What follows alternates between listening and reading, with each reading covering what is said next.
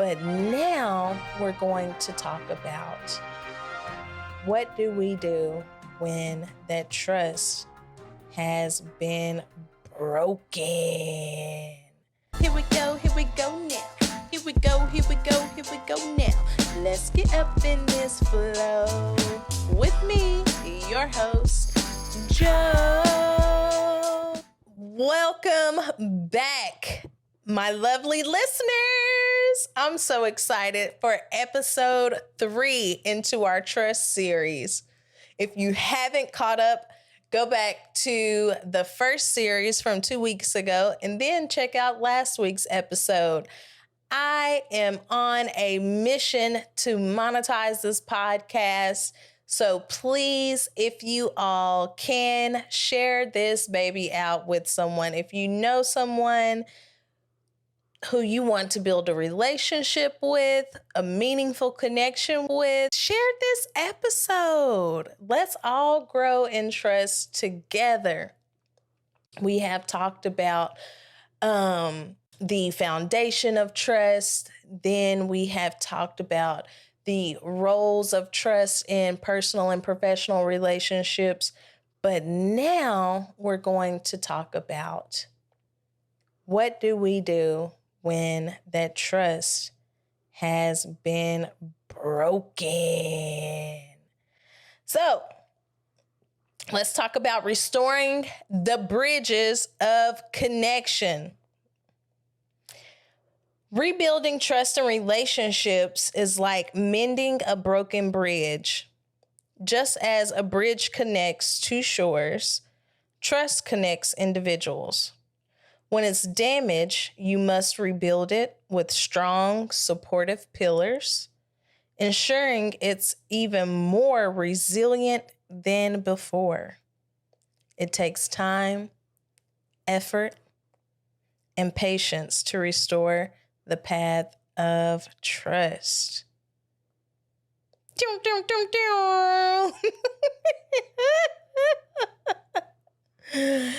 All right, let's dive right in.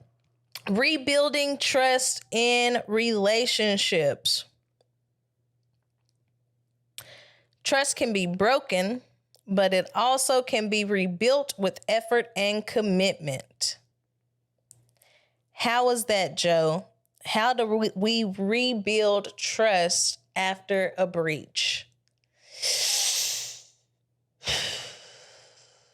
Now, I've done some extensive research and I am growing as a person as well. So some of these are just life experiences that I have gone through and am going through. First of all, we have to acknowledge and apologize. Acknowledge that there's a breach, that you've breached someone's trust, and offer a sincere apology. Especially if this connection means something to you. Because I see so much these days where we're not even thinking about what we say. Hey, and don't get me wrong, I have been there. Man, in my early 20s, what? Words? Man, I will pierce somebody so far through the heart and not care about their feelings. I am so grateful to God for growth and wisdom and that I am not that person anymore. And I pray for forgiveness every evening because, I'm thankful that I've grown because I see a lot in today's society in relationships, dating relationships, just getting to know people, and families where the breach of trust won't even be acknowledged or apologized for. So it can be acknowledged by the person who was hurt, but the apology won't come from the other party. So therefore, just to save you some self-respect, if there's not going to be an apology, it, it it's not even worth it. I mean, if you've acknowledged that there's been a breach and all you ask for is an apology, like you physically, verbally with your mouth ask for an apology, like, hey,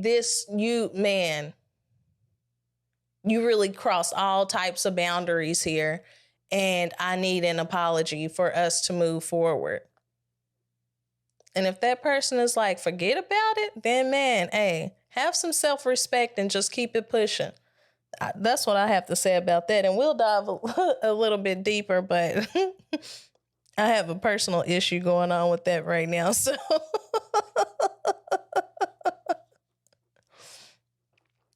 accountability and transparency. So that is essential in the rebuilding process as well. And also consistency over time, because it takes time and it takes consistent effort to rebuild trust in relationships.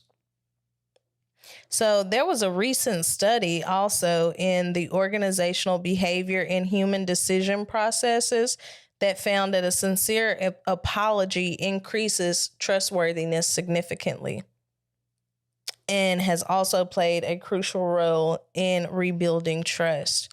So I had an example like this with a family member. And some of you might be having the same issue. Now, I know a lot of us probably back in the day, if something happened in the family that was disrespectful or abusive, it just got swept under the rug, right? Nobody addressed it, just kept it moving. And the person who displayed this behavior just got let know that that behavior was okay. So the level of trust was breached. I let that person know, hey, this is not okay. I do not care who you are. This behavior is not okay with me. And I don't need you to apologize, but I need you to apologize to the person that you hurt. The person said, forget about it. I said, hey, this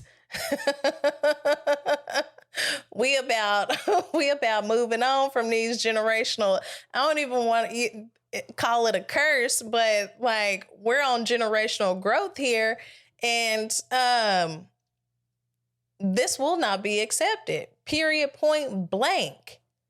So I acknowledged the breach. I asked for the apology. Let them know we can keep it moving as long as you give a sincere apology. All can be forgiven.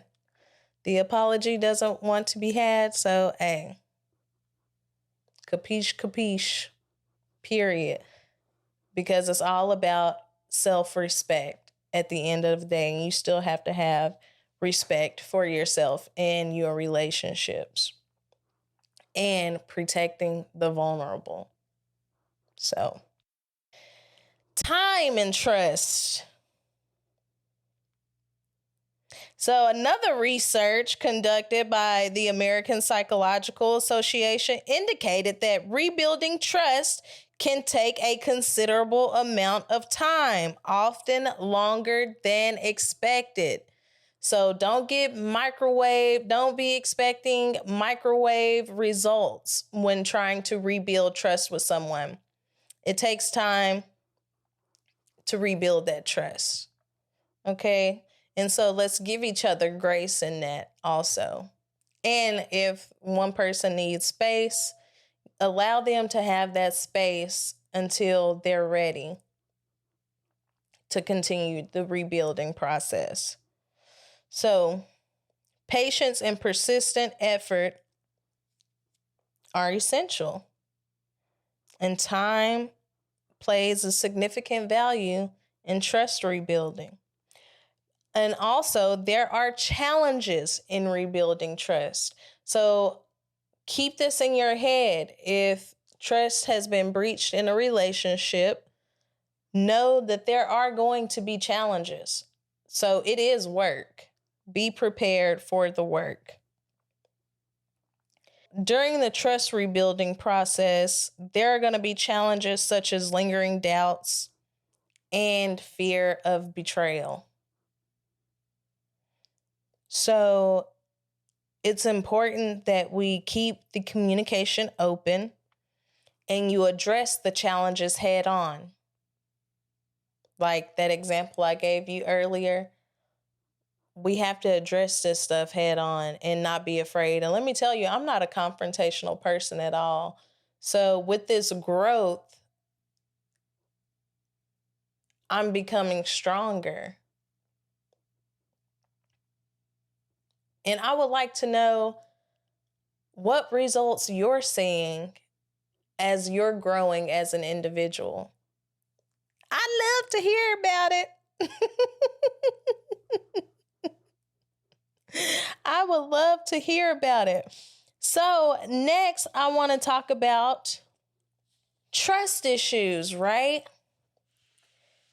And dealing with someone in a relationship. And this is more so along the lines of just personal relationships. It can be dating, friendships, I wouldn't so much include like family into this, but I guess you can. Depends on your perspective. And if you have a perspective on this, I'd love to hear about it. So put it in the comments, drop me an email. So we're going to discuss dealing with someone who has trust issues.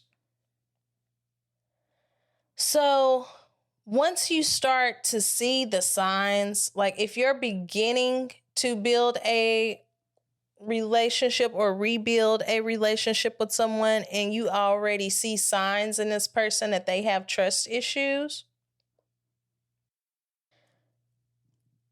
try to have empathy and understanding with them, which is also time, in the understanding that they may need space and we need to respect that. And also having effective communication with that person who has trust issues. So let's have open and effective communication with them. And know that it's a gradual process to building this trust with this individual, and know that it's going to take patience and small steps. Now we're going to go into dealing with self-trust issues. Self-trust issues is trust. Do you trust yourself? Do we trust ourselves? Because that's going to have impact on our self-esteem and us trusting others in our relationships. So let's talk about how we can cultivate some self-trust.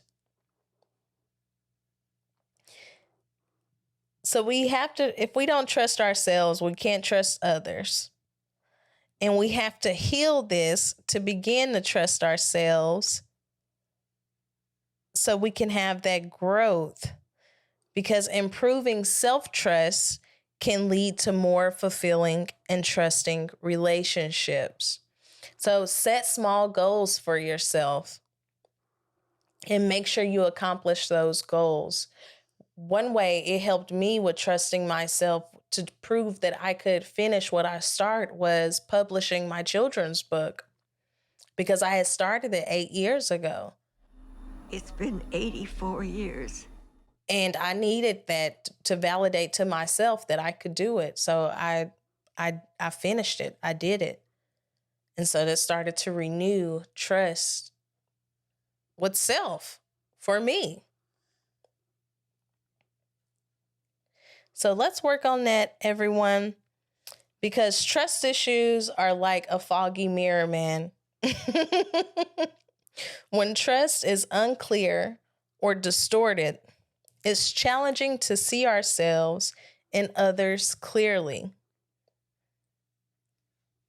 So let's try to wipe away the fog with all the strategies that we're taking away from this episode and allow trust to reflect the truth and reveal genuine connections. So that is the final episode. I would love for you all to join me in embarking on trust rebuilding journeys and trust building journeys. Let me know what you thought about this episode in the comments below. Like, subscribe, and share this baby out. This part of the show is sponsored by the Flow with Joe podcast. And I want you all to go over to Amazon.com, BarnesandNobles.com, and purchase my new children's book, Tooth Fairy's Legacy. This is my baby, and I hope your children will enjoy this book as well. It's for 3 to 5-year-old children. And if older children are beginning to read, they will probably enjoy the book as well. But in this book, it teaches you to listen to your child, see your child and how they're acting, and to validate their feelings. We oftentimes, as parents, will want our children to chase a dream that we want for them, but our children may have other things in mind. Are you going to support that and listen and validate? Or are you going to continue to push them in a direction that you want them to go? Right? So go ahead, head on over to Amazon.com, BarnesandNoble.com, and get Tooth Fairy's Legacy. This is the beginning of a series. So for me to publish the next book, I need these books sold out so I can publish the next one. Hey. And please share Flow with Joe podcast with a friend. Hey boys and girls, thank you for watching my mom's channel. Don't forget to like and subscribe and hit that bell. And I'll see you later. A Monday, always a Monday. And so these tips are for me as well. So this is why I'm excited for it. Oh, here comes my son, Sinjin Winjin. My eye, Mama. What happened to your eye, boo-boo? Come here.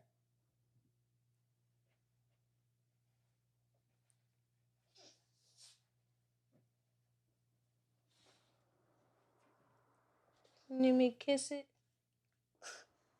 Need me to kiss your eye? Yeah, Come here. Let me kiss it. I love you. Okay. Night-night. So now, I'm so tired of saying so. I don't know why. I need to get off that. When I was a teenager, I used to always say like. So I got off of like, and I guess it transferred over to so. Anyways, I'm going to lose it because now I'm conscious of it. A few moments later. So now, there I go again.